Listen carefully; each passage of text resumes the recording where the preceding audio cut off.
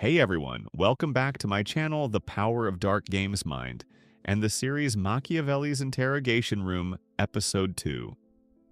Today, we're diving deep into the unseen world of influence, persuasion, and manipulation. What if I told you there are subtle tricks, hidden techniques that can make others see the world and you in a completely different light? What if you knew how to plant ideas, create trust, or even steer someone's mind without them ever realizing it? Well, that's exactly what I've got for you today. I've brought back a very special guest, John, a man who's mastered these techniques, who's walked this razor's edge, and who's here to reveal some of his secrets. So buckle up, because what you're about to hear might just change how you see human interaction altogether. John, thanks for coming back. Are you ready to take us even deeper into this world? Thanks for having me again. Absolutely, I'm ready. I quite enjoy sharing these insights. It's like unlocking hidden doors. Maybe because this is completely anonymous. I'm glad you enjoy it. Well, let's not wait any longer. Let's get right into it. First up, a question that many may be curious about. People love it when we remember their names and use them. How do you do it without it feeling awkward or fake? How do you slip someone's name into a conversation naturally? That's the art of it. It's like seasoning a dish. You don't want to dump all the salt at once. You sprinkle it gradually, smoothly. When I want to include someone's name, I do it effortlessly, like, "Hey, Molly, I was thinking about what you said earlier." That way, it flows naturally, as if it's just part of the conversation. The trick is to make it seem genuine, like I actually care. When you do it right, it's like adding just enough spice, enough to be memorable, but not so much that it feels fake or forced. When it's done well, they remember it, but they don't get suspicious. That makes sense, but what if someone notices you saying their name a lot and calls you out? Well, that's another delicate dance. Some people are like radar detectors. They pick up on manipulation instantly. When that happens, I just smile and dial it back. I might laugh and say, "Haha, I guess I got carried away with your name, huh?" It's about reading their vibe and adjusting. Sometimes I pretend I was just being friendly. It's about making it seem like it's their idea to relax, not like I'm trying to push something. Less is more. Always. But let's say you've gone too far and she starts feeling weird. How do you handle that? That's the overreach moment. When I see that happening, I switch gears. Maybe I pretend I was joking or I change the subject entirely, like switching lanes before you hit a bump. Or I'll throw in some humor. "Wow, I really like your name, huh?" It's about making it seem like that obsession was just a fleeting thing, not some grand master plan. Sometimes pulling back and being less obvious is the smartest move. Again, less is more. It keeps things natural and flowing smoothly. Do you believe that saying someone's name a lot actually makes them feel closer to you? Absolutely. It's like planting a seed. The more you water it, by using their name, the more it grows. People crave recognition. Think of it like a cat waiting for you to call its name before it jumps into your lap. But of course, too much water drowns the plant. The right amount, sincere, well-timed, makes them feel special. Like they're the only person in the world. It's a subtle recipe, just enough to warm them up without overwhelming or scaring them off. And what about in a relationship?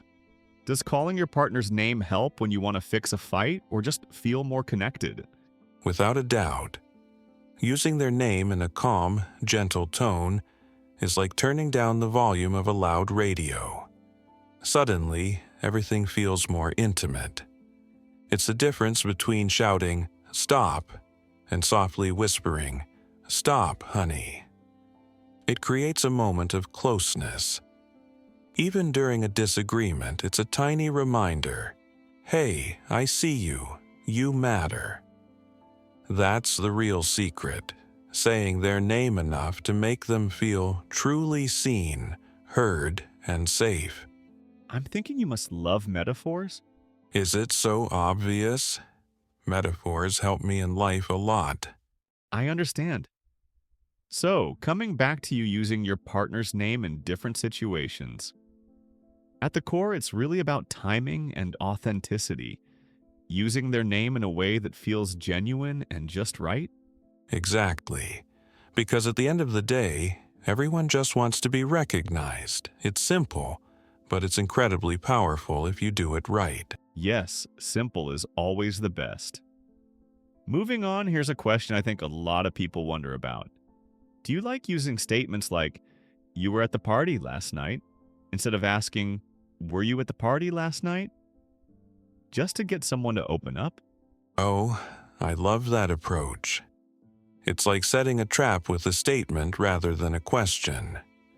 When you say you were at the party last night, you're not giving them the chance to dodge or deny outright. Instead, you're planting a seed. People naturally feel the need to fix mistakes.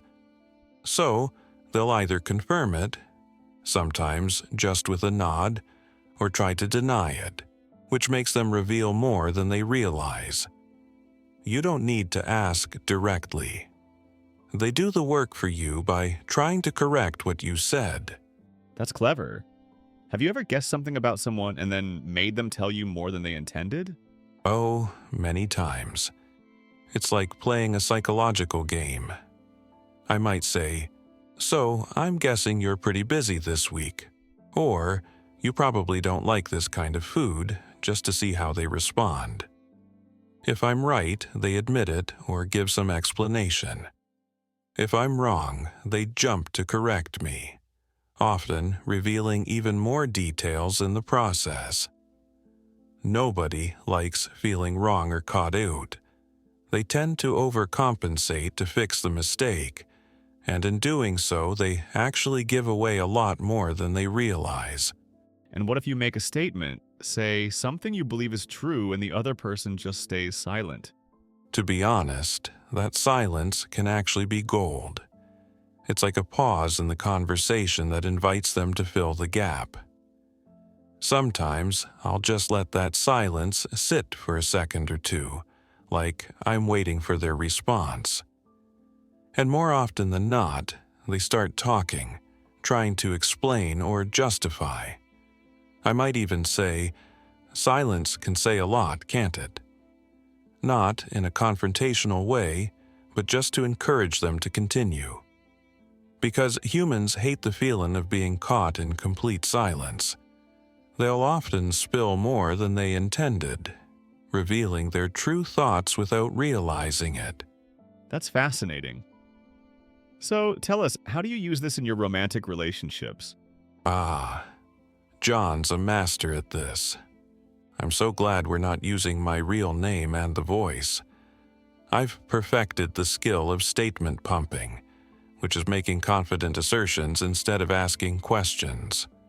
For example, instead of asking, "Are you upset about what happened last night?"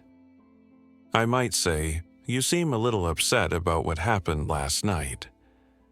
It's a subtle shift, but it changes the entire dynamic.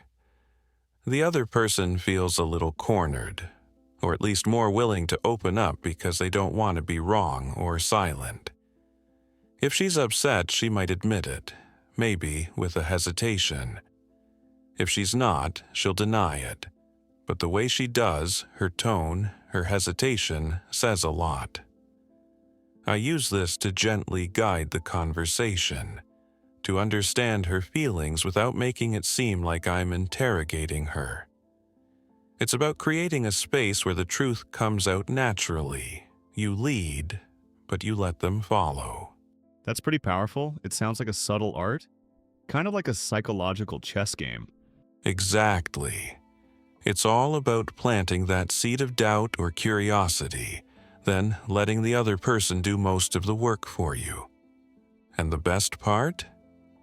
They walk away thinking they've just been honest and open, not realizing they've just handed you a treasure trove of information. It's a game, sure, but a very human one, played with a little finesse and a lot of awareness. You're quite the conversationalist, John. So tell us, how do you build trust using your partner's own words? Oh, it's pretty straightforward, but it's surprisingly effective. When she says something like, "I'm really stressed about work," I just repeat it back in my own words like, "Work has been stressing you out." It's like holding up a mirror. People want to feel heard, and hearing their own words reflected back gives them that feeling of being understood. It's a little psychological trick. When they hear their concerns echoed, it creates a sense of connection and trust. It's not about manipulation. It's about making her feel she's talking to someone who truly gets her. And once that trust is there, she's more willing to open up about what she really feels deep down. So how does that help guide the relationship? It's like building a tiny bridge inside her mind. When I mirror her words, I'm speaking her language, her thoughts, her feelings. It's familiar, and humans gravitate toward what feels familiar. If I want her to see things from my perspective, I start by echoing her thoughts, then gently introduce my own ideas. It's like saying, "I hear you," before suggesting, "Maybe we could try this." It makes her more open because she feels validated, like her voice matters. That's how you guide her without her even realizing she's being led. It's subtle, but incredibly powerful. It's the difference between pushing and gently leading. People follow more willingly when they believe it's their idea. And what if she doesn't catch on? How do you keep control then? That's when you need to stay calm and keep it simple. Some people are sharper. They catch on quicker, and that's okay. When that happens, I don't try to force anything. I just keep repeating her words, but with a little more warmth or empathy. I might say, "I get what you're saying," or "That makes sense." If she's resistant, I pause, give her space, and maybe switch the topic a little, change my approach. It's all about patience. If you stay genuine and keep the tone friendly, most people won't realize they're being subtly guided. Instead, they'll just feel like they're talking to someone who truly understands them, and that's enough to keep the control without seeming pushy. That makes sense. Ah. And how about at work? How do you use these word tricks to get people on your side without them even realizing? It's almost the same principle. I listen closely to what people are worried about or want, then I repeat their concerns in a way that's familiar and comforting.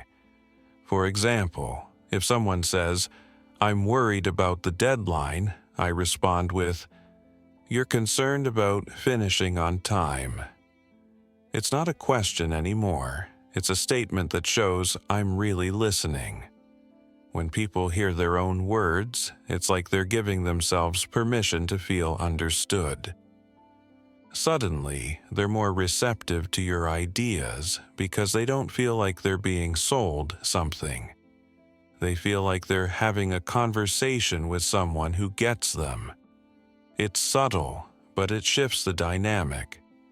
They become more open-minded, more willing to follow your lead because they trust that you understand their concerns.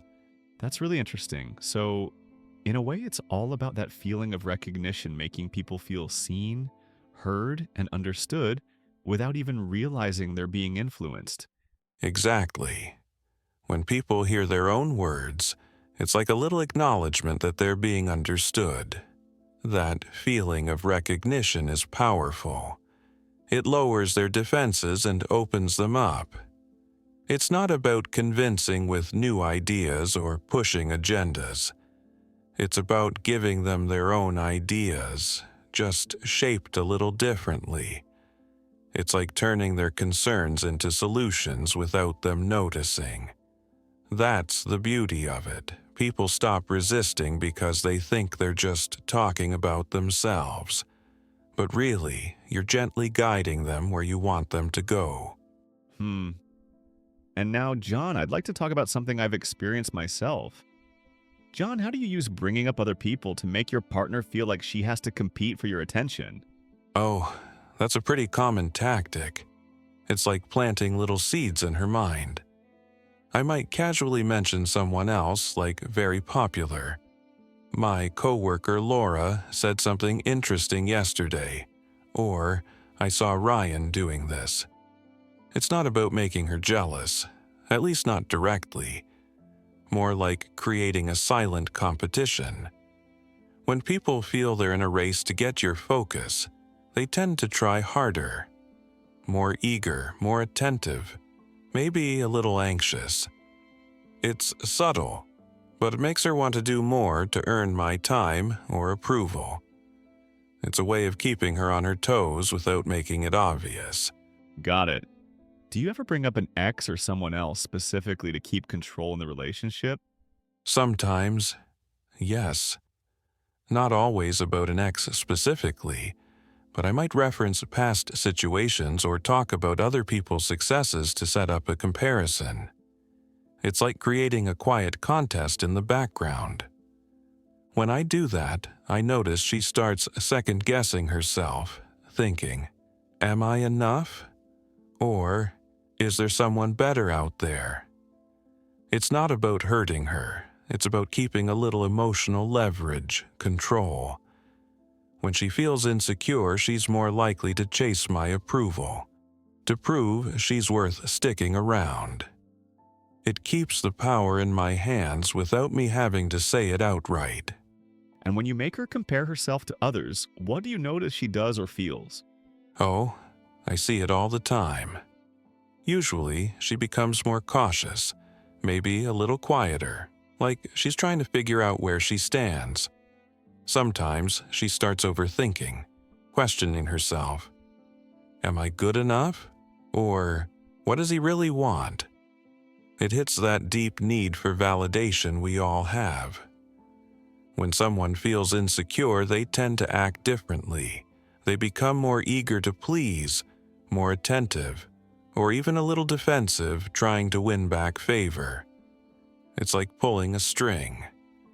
You do it enough times, and they start reacting instinctively, trying to fix the problem they think you see. They'll go out of their way to impress you, even if it's not necessary. That's really interesting. Do you use this kind of tactic at work too? Like making people compete without them realizing it? That's for sure. It's a subtle but powerful move. I might say something like, "I heard the other team finish their project faster," or "I noticed how well Diana handled that client." It plants the idea that others are doing better or are more capable. Before long, people start comparing themselves or their work, trying to prove they're just as good or even better. It shifts the focus from teamwork to individual effort, which benefits me because I stay at the center of all that energy. They don't realize they're being manipulated. They think they're just talking about work.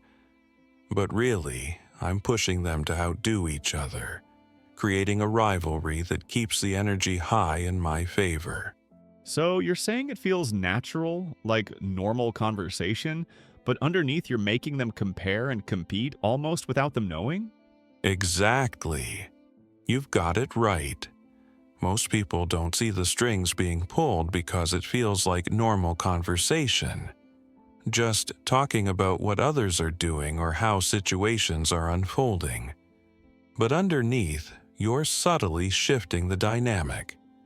You're making them question their own worth or performance, which drives them to try harder. When people feel insecure or like they're in a race, they'll often do more than they normally would, trying to win approval or avoid feeling like they're falling behind. That's the real power of this trick. You get them to compete and chase, but they think they're just being themselves. Meanwhile, you're quietly controlling the game. That's really clever. It's wild how it plays on our basic need for validation and acceptance. Absolutely. It's all about making people believe they're in the driver's seat when, in reality, they're being steered. When you give someone a little insecurity or competition, they'll instinctively try to fix it by doing more, saying more. And all the while, you stay in control. It's the subtle art of manipulation, using their own need to prove themselves against them, without them even realizing they're playing your game. Well, John, I think we've heard enough for today, and we need to digest all the information. I really appreciate you sharing all of this today. Honestly, it's like peeling back the layers of human behavior, seeing what's really happening underneath. Thanks for coming back and shedding even more light on these subtle yet powerful techniques. Thanks for having me again. It's always a pleasure to share these insights and maybe even open a few eyes. No problem. And to everyone watching or listening, if this got you thinking or intrigued, make sure to leave a comment or a question to John if you have any. Please don't forget to like and subscribe. There's always more to uncover when it comes to understanding the human mind. With John, we'll see you next time here. Take care.